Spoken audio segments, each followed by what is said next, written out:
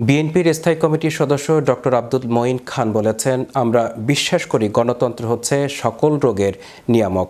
যদি আমরা গণতন্ত্রে বিশ্বাস করি, গণতান্ত্রিক প্রক্রিয়ায় আচরণ করি, তাহলে বাংলাদেশের সকল সমস্যার সমাধান হবে।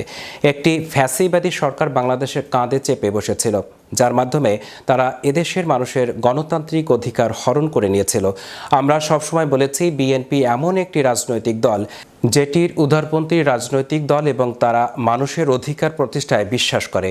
গণতান্ত্রিক প্রক্রিয়ায় একটি সুষ্ঠু ভোটে জবাবদিহিমূলক সরকার প্রতিষ্ঠিত হবে এবং তখনই গণতন্ত্র প্রতিষ্ঠিত হবে।